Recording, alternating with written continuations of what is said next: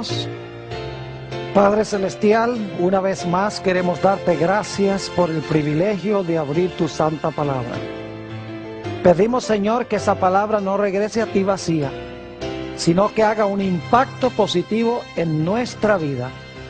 Te damos gracias por escuchar nuestra oración, porque te lo pedimos en el precioso nombre de Jesús.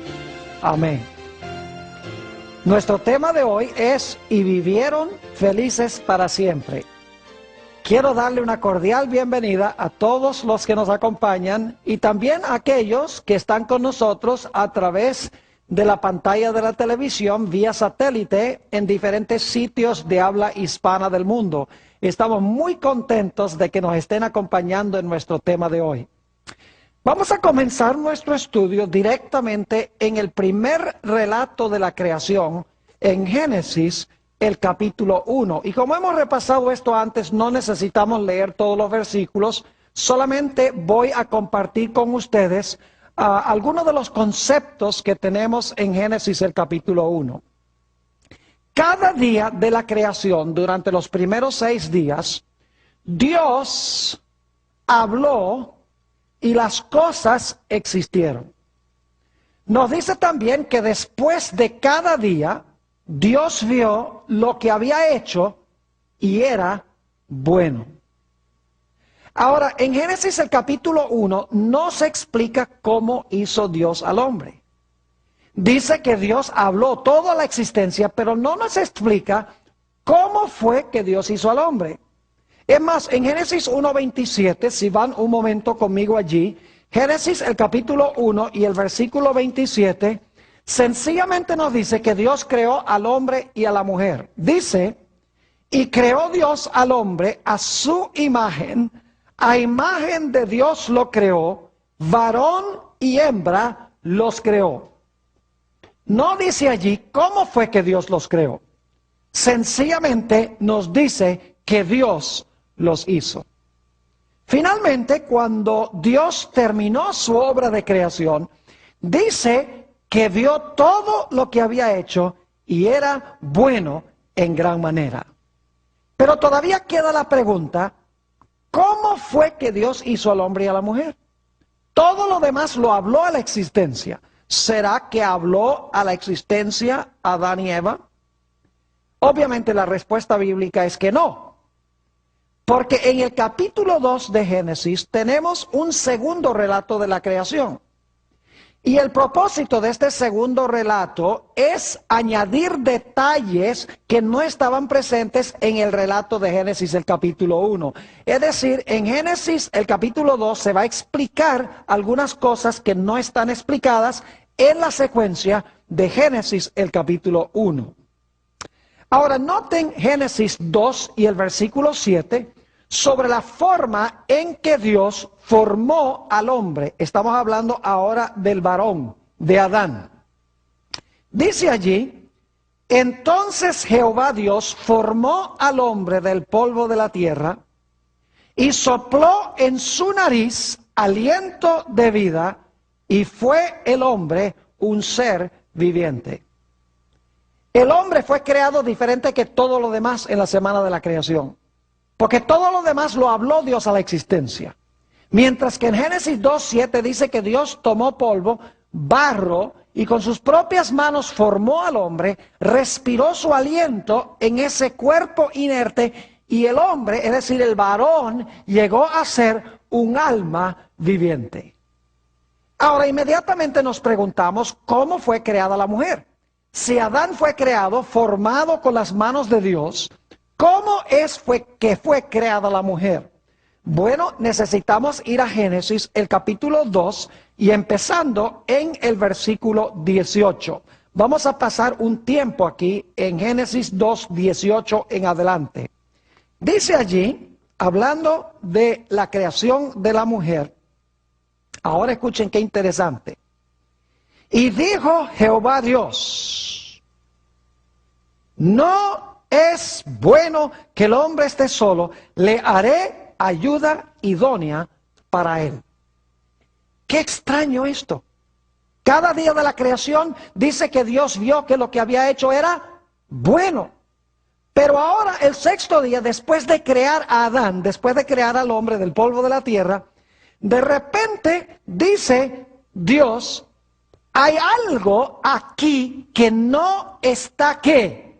Algo que no está bueno. No es bueno que el hombre esté solo. Le voy a hacer una ayuda idónea. Ahora, esa expresión, ayuda idónea, significa que Dios le va a hacer un complemento. Le va a hacer alguien que corresponde a él. Le va a hacer otro yo que va a completar al hombre. Es decir, Dios está diciendo, el hombre sin la mujer está incompleto, necesita un complemento, necesita una ayuda idónea. Y por lo tanto, ahora Dios va a resolver el problema porque el hombre existe, pero la mujer no existe. ¿Ven que en Génesis 2 Dios está explicando cómo fue que hizo la obra que se menciona en Génesis? Génesis 1 sencillamente dice que Dios hizo varón y hembra, no dice cómo. Génesis 2 dice que Dios tomó polvo, hizo al varón, y luego entonces nos va a explicar cómo fue que Dios hizo a la mujer. Noten nuevamente lo que dice en Génesis, el capítulo 2, siguiendo nuestro estudio, y el versículo 19. Dice allí, en Génesis 2 y el versículo 19, Jehová Dios formó pues de la tierra toda bestia del campo y toda ave de los cielos, y ahora escuchen, y las trajo a Adán para que viese cómo las había de llamar. Y todo lo que Adán llamó a los animales vivientes, ese es su nombre. Es decir, Dios trae, después que crea a Adán, Dios trae a todos los animales a Adán para que Adán nombre los animales. Ahora, Dios tuvo un propósito en hacer esto. Cuando vienen los animales, Adán se da cuenta que cada animal tiene su pareja. Cada animal tiene su complemento. Es decir, cada animal tiene su otro yo, por así decirlo. Cada varón tiene su hembra. Y por lo tanto, Adán ahora se siente solo. Él dice, no hay un complemento para mí. No hay nadie que se parezca a mí. Todos los animales tienen su complemento, pero yo no lo tengo. Y Dios ya ha dicho, esto no está bueno.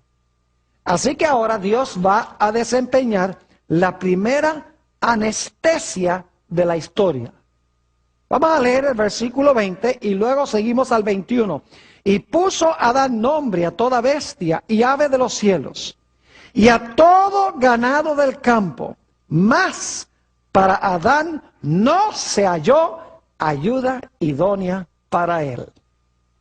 Y dice en el versículo 21, entonces Jehová Dios hizo caer sueño profundo sobre Adán. Fíjense que es una anestesia que Dios está desempeñando aquí. Y dice, y mientras éste dormía, tomó una de sus costillas y cerró la carne en su lugar. Ahora, es interesante notar en Génesis, si van conmigo nuevamente allí, a Génesis el capítulo 2 y el versículo 22, hay una palabrita muy interesante. Dice en el versículo 22, y de la costilla que Jehová Dios tomó del hombre, hizo una mujer y la trajo al hombre. Ahora, esa palabra hizo no es la misma palabra que se usa para hablar de cómo Dios hizo al varón, al hombre. Es una palabra hebrea que significa construir.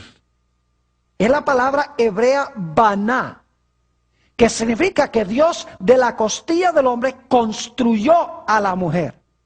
Es decir, Dios tomó la costilla y entonces Dios de alguna manera con esa costilla construyó a la mujer. Es decir, Dios le dio a la mujer también el toque personal. Dios no habló a la mujer a la existencia, ni formó a la mujer del polvo, pero sí tomó una costilla y de la costilla Dios armó o edificó a la mujer. Es decir, la mujer era de la misma sustancia que el hombre porque fue creada de una costilla del hombre.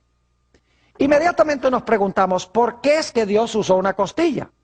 Podría haber usado un hueso de la cabeza, o podría haber usado un hueso del pie. ¿Por qué una costilla?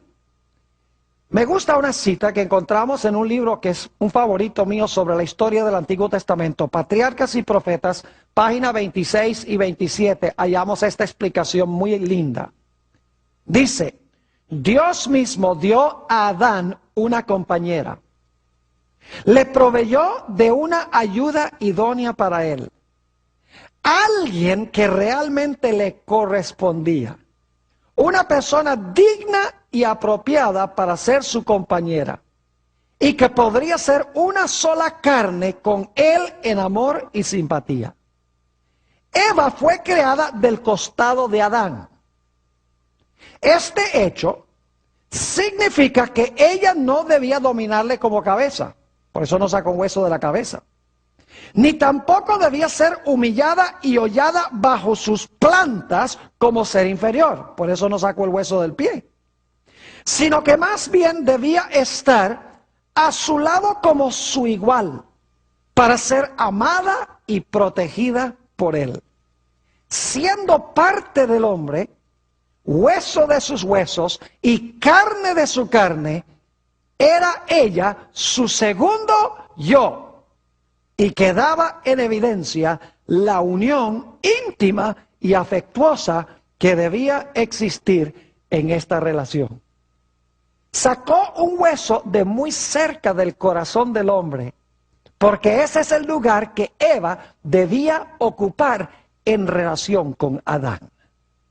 Ahora, otro dato interesante, y ya leímos el texto, pero quiero recalcarlo de nuevo, es que en Génesis 2 y el versículo 22 nos dice en la última parte del versículo que Dios trajo a Eva al hombre. Quiero que noten que Adán no se va casando una mujer, casando con Z. No va en busca de una mujer. No va en busca de una pareja. Dios le hace su pareja y Dios la trae a donde está Adán. Eso tiene una lección muy grande. Y es que si nosotros tenemos paciencia, si no estamos casados y tenemos paciencia y escuchamos la voz de Dios, Dios nos va a presentar delante de nosotros quién es la persona con quien Él quiere que nosotros nos casemos. Es decir, Dios va a traer a la persona, nosotros no tenemos que ir de cacería a buscarla. Ahora volvamos a Génesis 2 y notemos algo muy interesante aquí en el versículo 24. Y vamos a ver varias cosas del versículo 24, pero dice aquí, por tanto, dejará el hombre a su padre y a su madre, y se unirá a su mujer, y serán, ¿qué cosa? Serán una sola carne. Y en el Evangelio, según San Mateo, dice, ya no son más dos, sino que son ¿qué? Uno. Ahora escuchen bien. ¿Creen ustedes que Dios casó a dos personas en el huerto del Edén que eran compatibles una con la otra, física, mental y espiritualmente? Claro que sí. ¿Saben que en el libro de Amós, el capítulo 3 y el versículo 3, se nos dice esto? Amós 3 y el versículo 3, leo. ¿Andarán dos juntos si no estuvieren de acuerdo? ¿Andarán dos juntos si no estuvieran de acuerdo? Adán y Eva, ambos fueron creados, ¿por quién? Por el mismo Dios. Ambos fueron creados para guardar el mismo día. ¿Y cuál era ese día? El día sábado. Imagínense ustedes cómo hubiera sido si Adán hubiera dicho, bueno, yo voy a guardar el sábado, pero Eva hubiese dicho, yo voy a guardar el domingo. Hubiera sido un problema. No hubieran sido uno, sino que hubieran sido ¿qué? Hubieran sido dos. Si hubieran tenido diferentes prácticas religiosas y diferentes creencias religiosas, ¿cómo se podría decir que eran una sola carne? Es decir, Dios hizo, escuchen bien, el matrimonio originalmente entre creyentes. Gente compatible religiosa y espiritualmente. No cada uno por su lado. Y saben que el resto del libro de Génesis nos indica que era el plan de Dios de que el matrimonio fuese entre personas que tienen la misma persuasión o práctica religiosa. Porque no pueden ser una carne si tienen dos diferentes religiones y dos diferentes formas de pensar espiritualmente. Por eso el matrimonio debe ser entre creyentes, gente que tiene las mismas prácticas y las mismas creencias religiosas. Por ejemplo, cuando se iba a casar Isaac, Abraham mandó a Eliezer a buscarle una esposa entre el pueblo de Dios. Ustedes pueden leer eso en Génesis 24:3. Dios le dijo a Eliezer a través de Abraham, mira, no busques una mujer entre las cananeas para Isaac. Busca una mujer entre el pueblo de Dios. Lo mismo cuando Isaac le dijo a Jacob, cuando Jacob se fue de su casa, no tomes mujer de entre las cananeas. Es decir, cásate con una que pertenece al pueblo de Dios. Por el otro lado, Esaú, el hermano de Jacob, a él no le importaba lo que decía su padre. Es más, Génesis el capítulo 36 dice que su padre le dijo a Esaú, mira, no tomes mujeres de Canaán. Y Esaú dijo, yo voy a tomar mujeres de Canaán si yo quiero. Y desobedeció a su padre y su vida fue un desastre. Es decir, el libro de Génesis nos demuestra que era el plan de Dios de que un individuo se casara con otra persona que fuera de la misma fe, de la misma creencia. Es decir, que fueran uno en ese sentido. El apóstol Pablo también recalca este punto en el Nuevo Testamento. 1 Corintios 7 y el versículo 39. 1 Corintios 7, 39. Dice el apóstol San Pablo, escuchen bien. La mujer está ligada por la ley mientras su marido vive. Pero si su marido muriere, libre es para casarse con quien quiera, pero ahora escuchen esto, con quien quiera, con tal que sea en el Señor. Es decir, si su esposo muere, se puede casar de nuevo, pero tiene que ser en el Señor. Es decir, tiene que ser con un creyente. El apóstol San Pablo en 2 Corintios 6 y el versículo 14 nos dice también, y estas son palabras muy bien conocidas, 2 Corintios 6, 14, no os unáis en yugo desigual con los incrédulos, porque ¿qué compañerismo tiene la justicia con la injusticia? ¿Y qué comunión tiene la luz con las tinieblas? En otras palabras, no se debe una persona unirse en yugo desigual con un incrédulo, alguien que es de una fe distinta, porque las creencias y prácticas van a ser diferentes. Cuando yo aconsejo parejas antes del matrimonio, quiero decirles que siempre tomo en cuenta este aspecto, si son de la misma fe, porque he visto muchos casos a donde se casa un joven con una dama, y dicen, no, el amor cubre una multitud de errores. Y se casan y es un desastre. Así que cuando yo aconsejo a una pareja que son de una religión distinta, yo les hago algunas preguntas, les digo, ¿en qué religión van a criar a sus hijos? Porque eso es una fuente de contención. Les digo, ¿cuándo y a dónde van a asistir a la iglesia? ¿Qué van a comer? Porque, por ejemplo, las prácticas de los adventistas en el comer son diferentes que las prácticas de los no adventistas. Les pregunto, ¿qué clase de recreación? ¿En qué clase de recreación van a participar?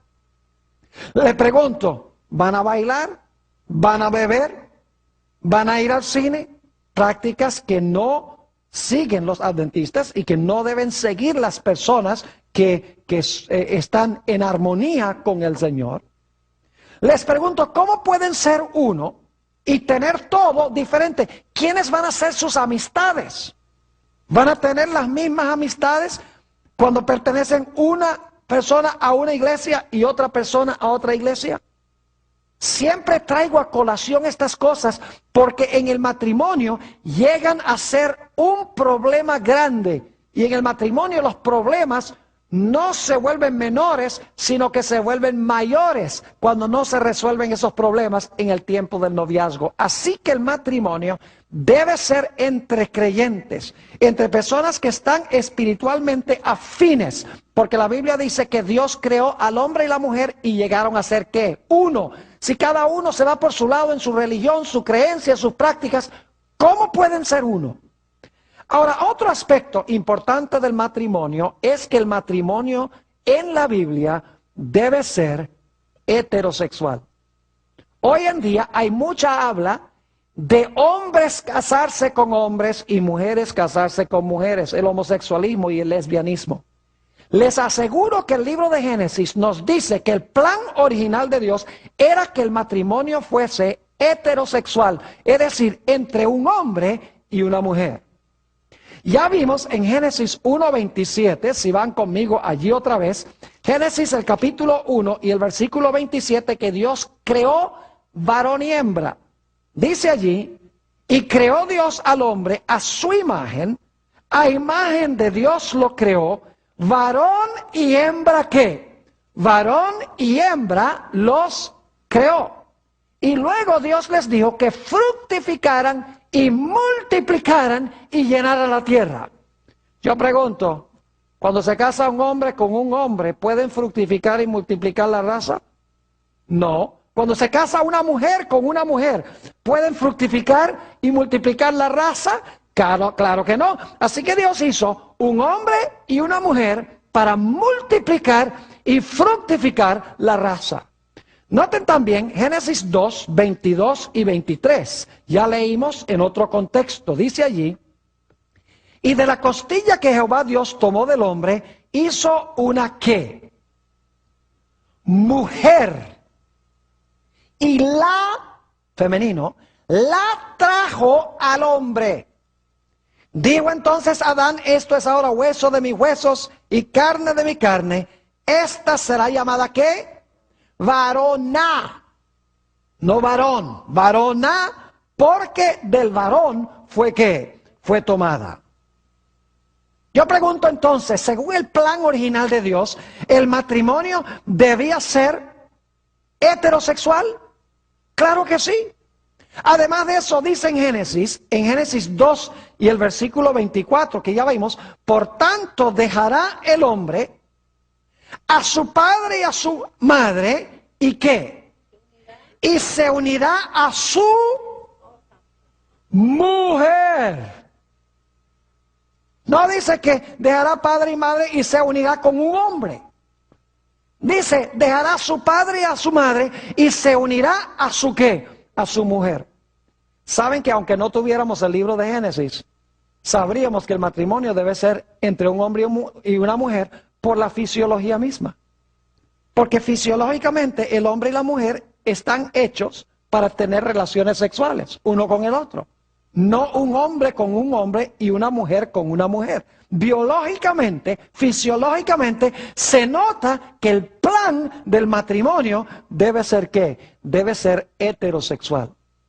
Pero ¿saben que Génesis también nos indica que el matrimonio debe ser monógamo? Es decir, solamente debemos casarnos con una persona, según el libro de Génesis. El matrimonio debe ser monógamo. Noten lo que dice nuevamente en Génesis, el capítulo 2, y noten el versículo 24.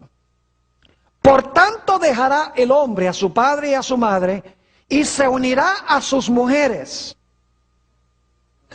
Eso es lo que dice. Dice, se unirá a su ¿qué? Se unirá a su mujer, dice allí. Dicho sea de paso, el apóstol San Pablo en el Nuevo Testamento, en Efesios 5 y el versículo 33, Efesios 5 y el versículo 33 nos da el mismo consejo. Dice allí, por lo demás, cada uno de vosotros ame también a sus mujeres. No, dice, ame también a su mujer como a sí mismo, y la mujer respete a sus maridos. ¿Eso dice respete a sus maridos? No, dice respete a su ¿qué? A su marido. Es decir, el matrimonio como fue hecho por Dios fue monógamo. Un hombre con una mujer. Dicho sea de paso, en Génesis hay dos individuos muy ilustres que fueron monógamos. Tenemos a Isaac, que fue monógamo, tuvo una sola esposa. En una cultura a donde los hombres acostumbraban a tener múltiples esposas.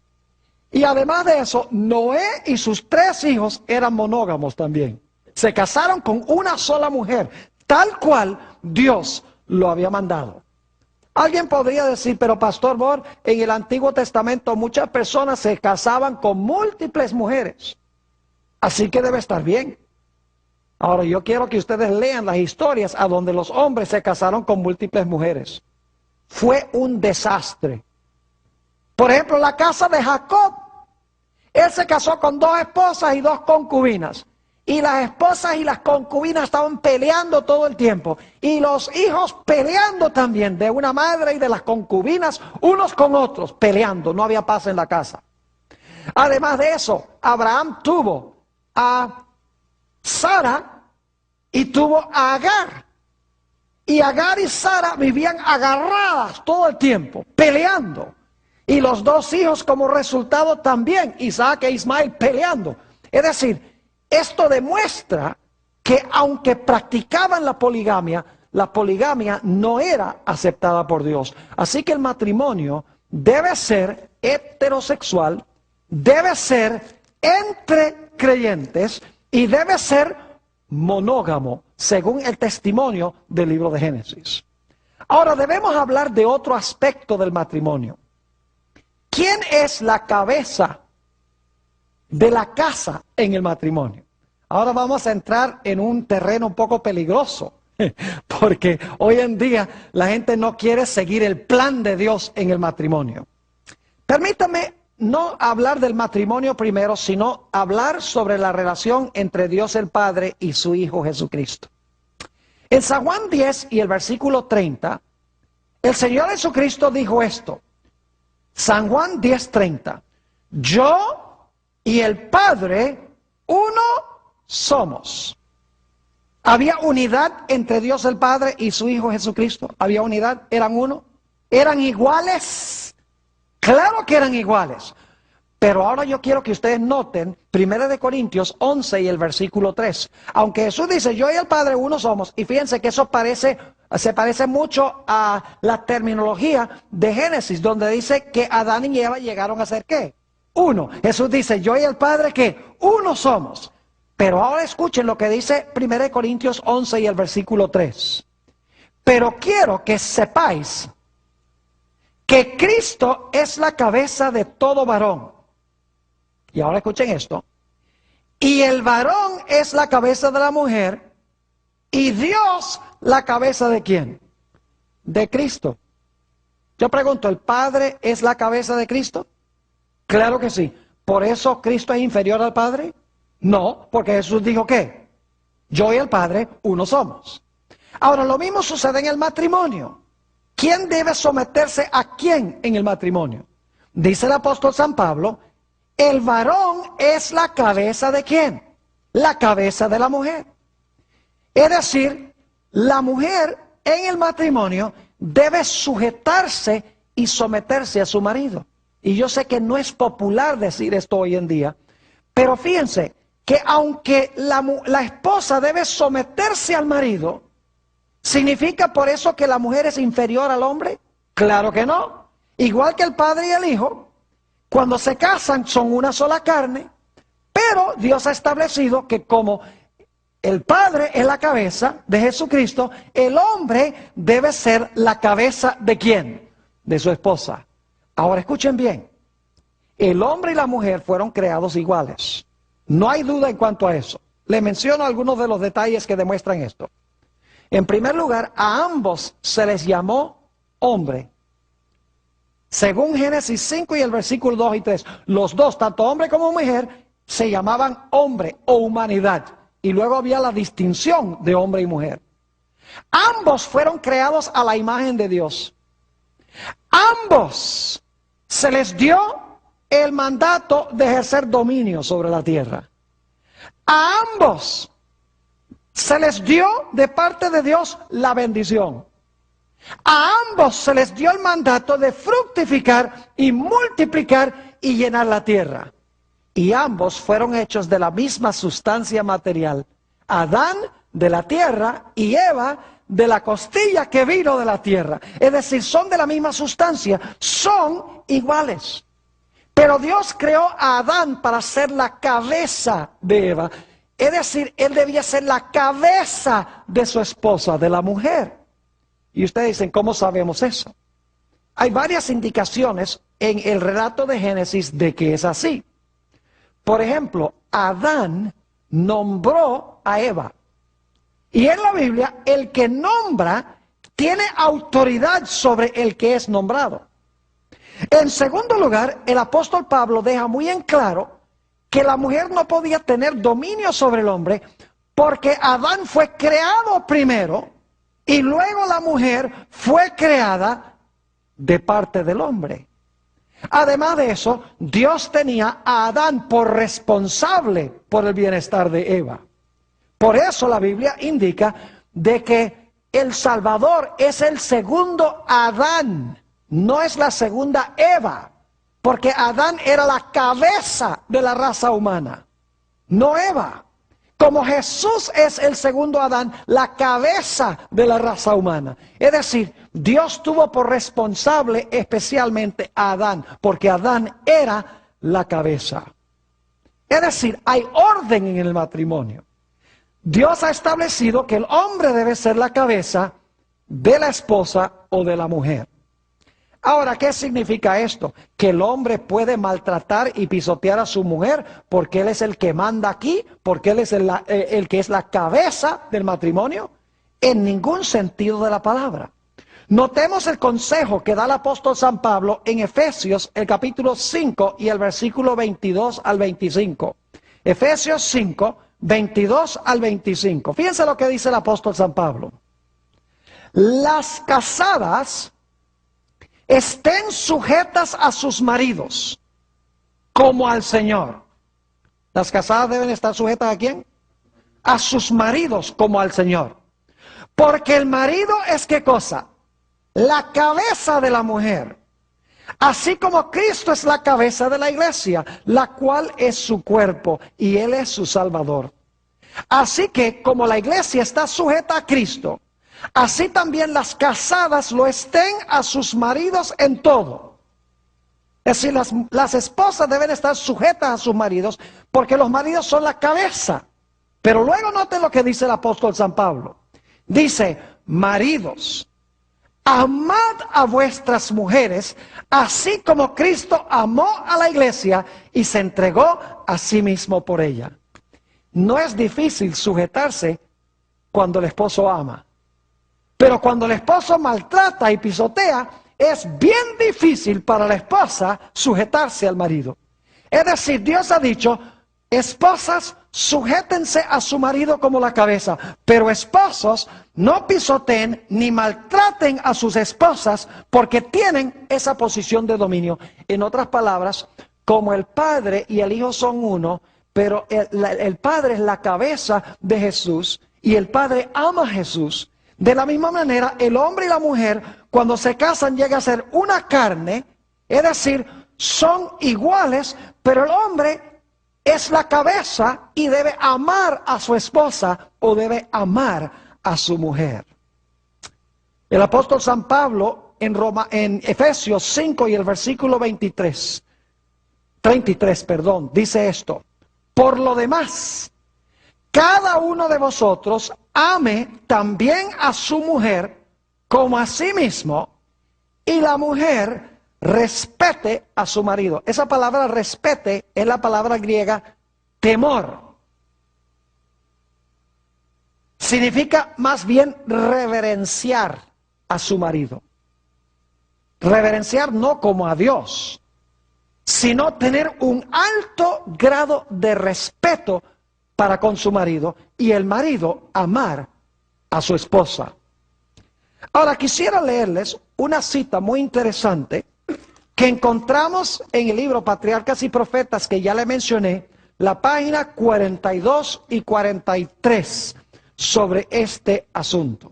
Cuando Eva se separó de su esposo y actuó independientemente, sin consultar a su esposo.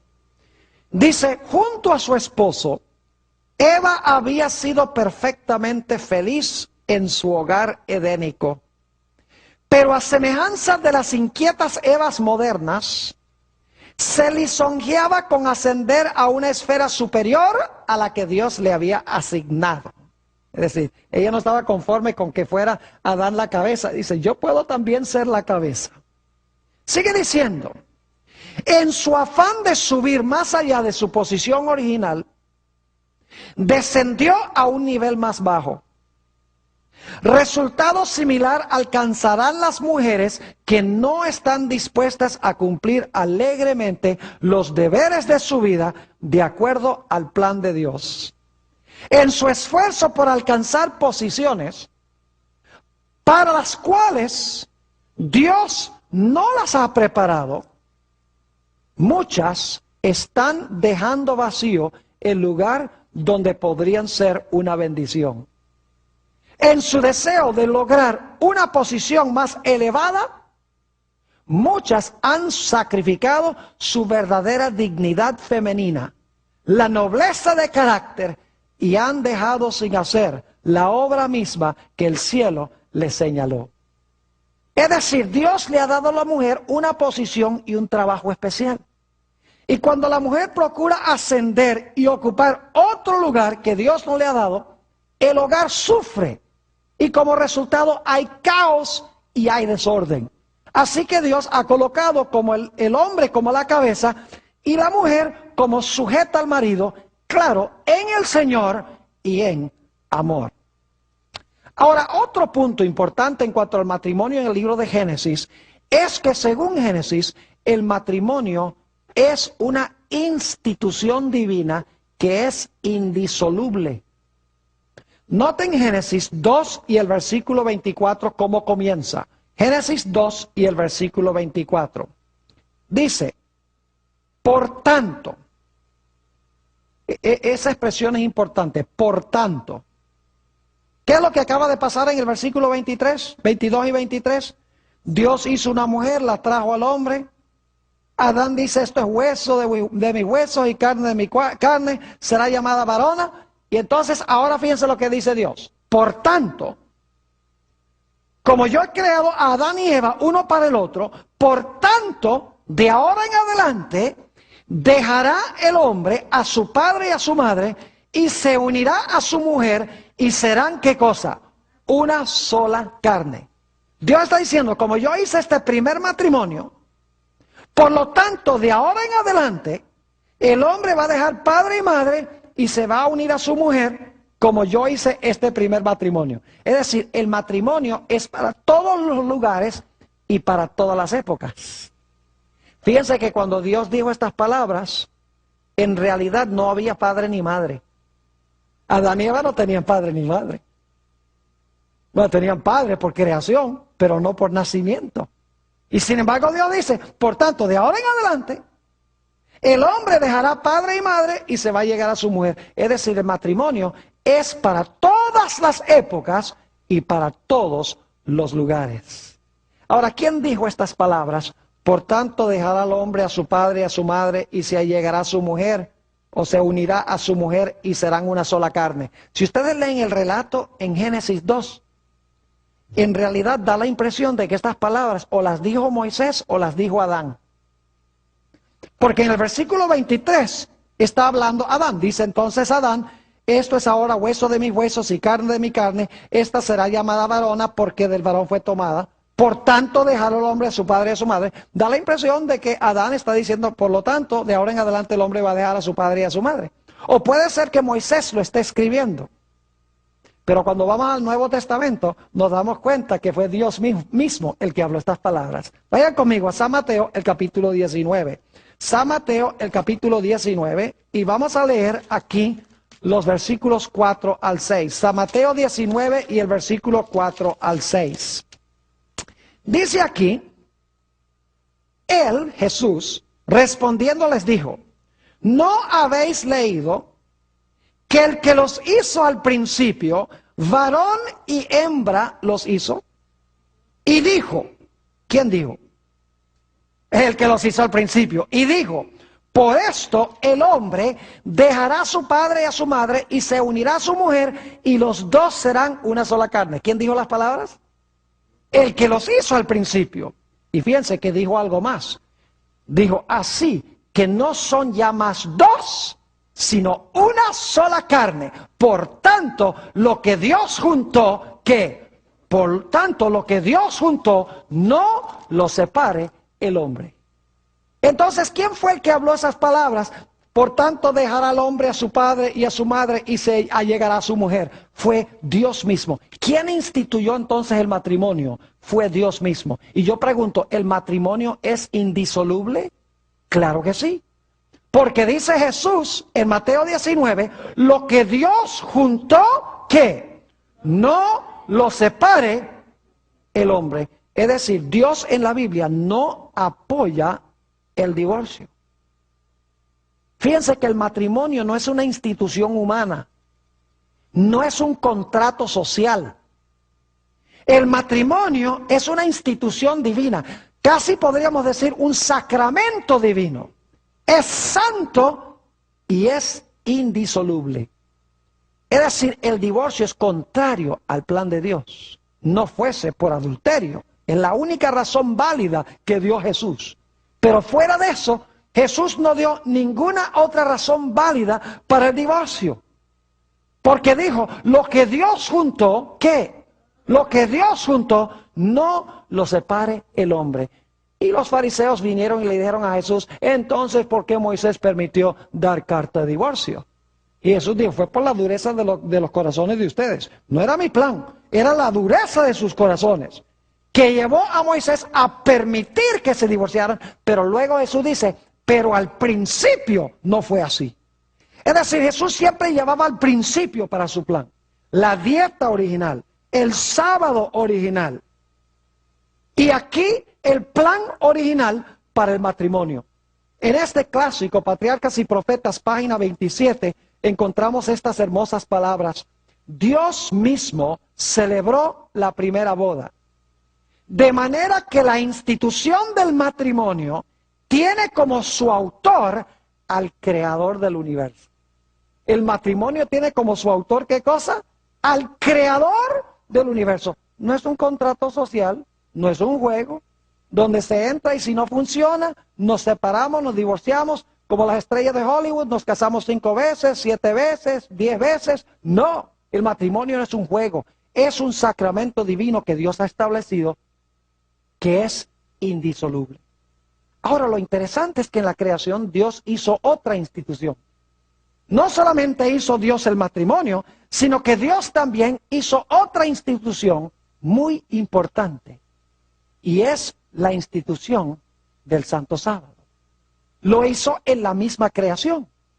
Es más, en Éxodo, el capítulo 20 y el versículo 11, después que Dios dice que debemos trabajar 6 días y reposar el séptimo, Dios dice, por esto, por tanto, Dios te mandó a ti que trabajes 6 y que descanses, ¿qué cosa? Y que descanses el séptimo. Es decir, Dios hizo en la creación 2 instituciones que son de origen divino.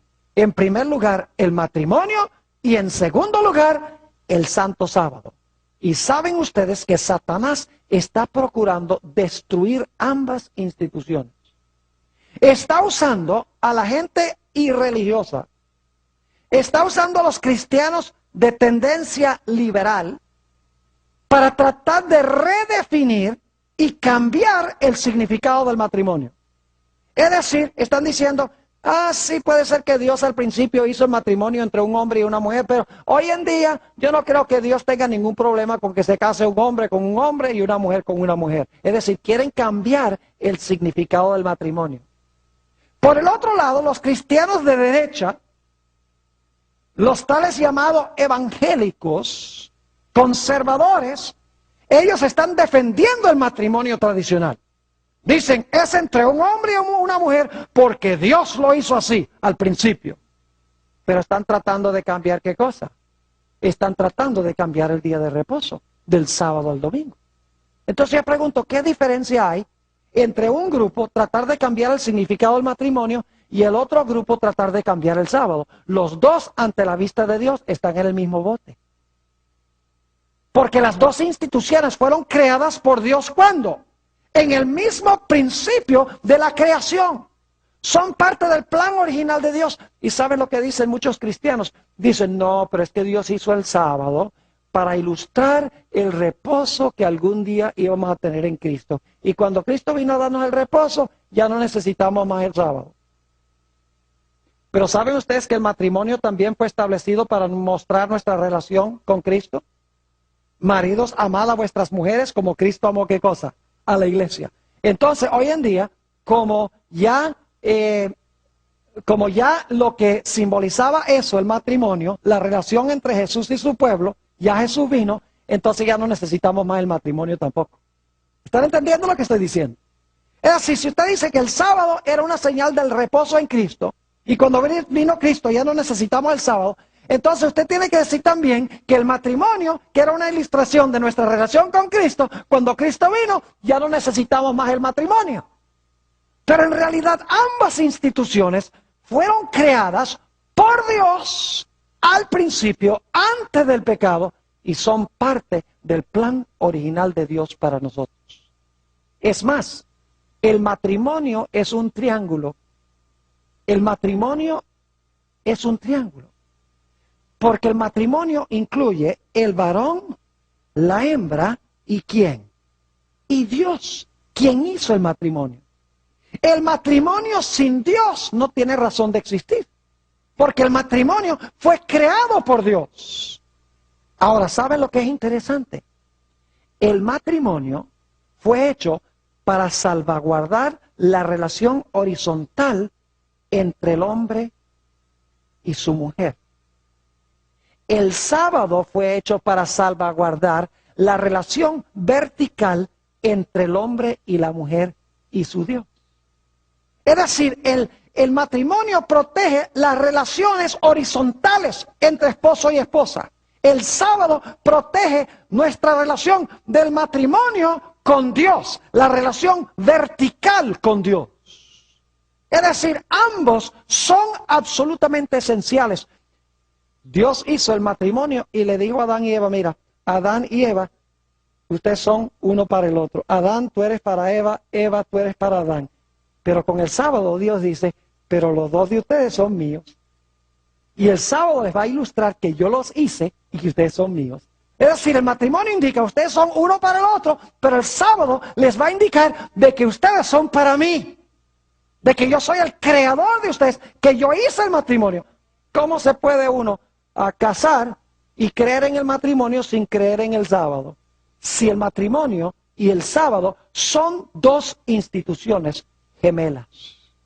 Ahora vamos a resumir lo que hemos estudiado. Primero, el matrimonio es una institución divina. En segundo lugar, el matrimonio fue hecho para todos los tiempos y todos los lugares. Por eso Dios dijo, por tanto, desde este momento en adelante, yo hice el primer matrimonio, por tanto, dejará al hombre de ahora en adelante a su padre y a su madre, cuando tengan padre y madre, y se allegará a su mujer.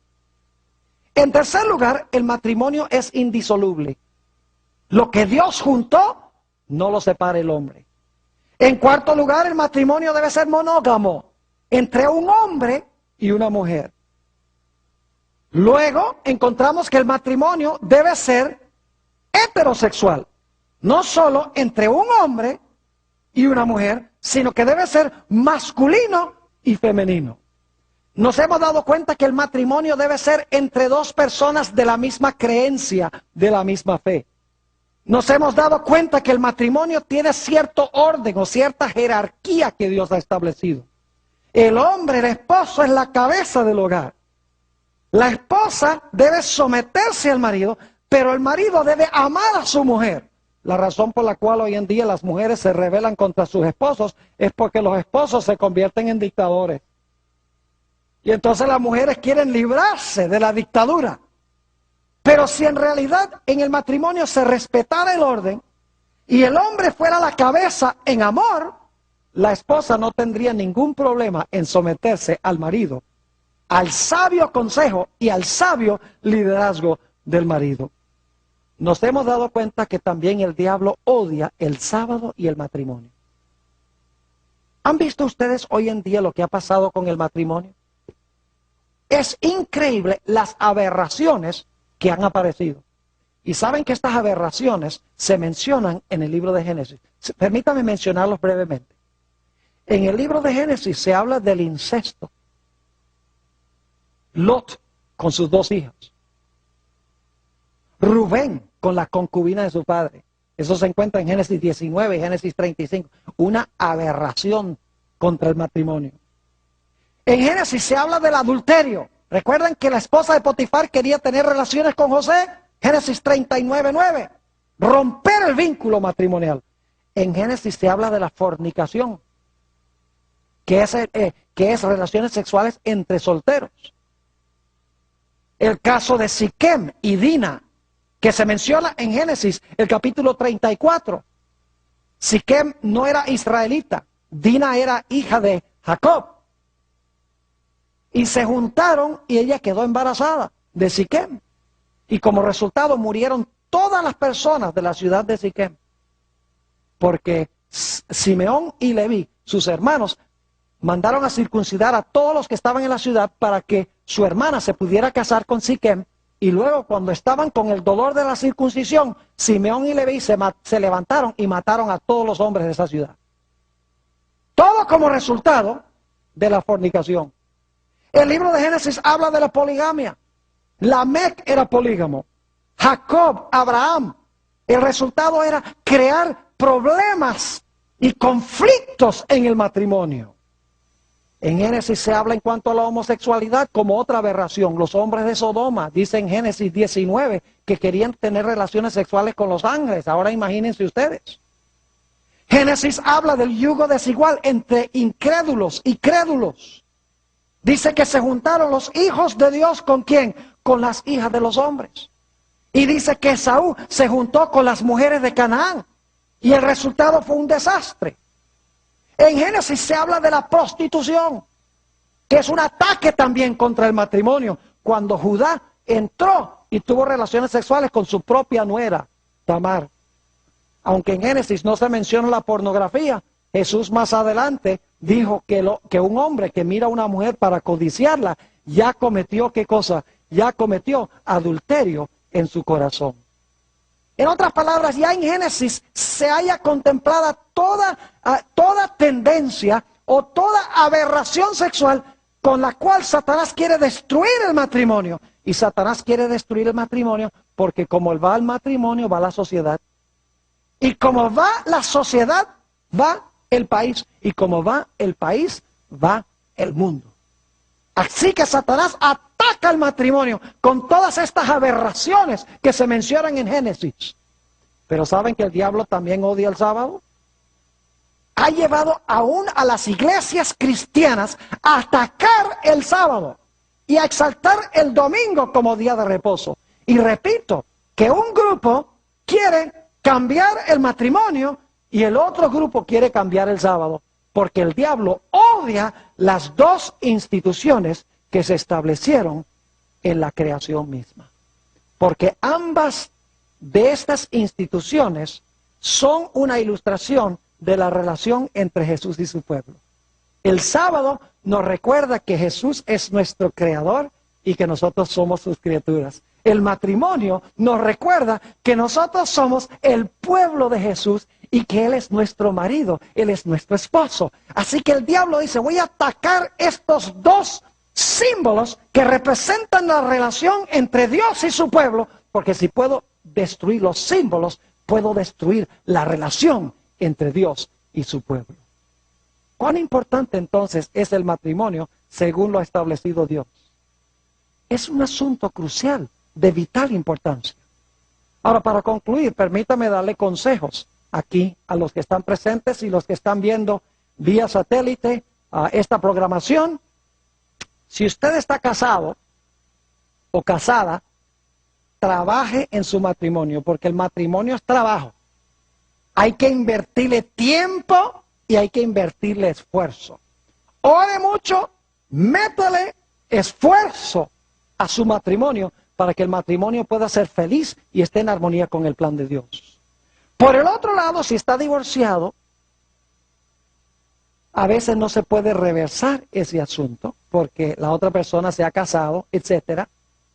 Asegúrese que no repita de nuevo el mismo error. Ore mucho a Dios para que Dios le dé sabiduría sobre cómo actuar y cómo obrar y cómo tomar decisiones correctas y apropiadas. Si usted es soltero o soltera, ore al Señor fervientemente, repetidas veces, para que Dios le muestre quién es la persona, si es su voluntad, con quien usted debe juntar su vida de una vez por todas. Y si oraba una vez al día, necesita orar 100 veces al día. Que Dios nos bendiga y esta sea nuestra experiencia.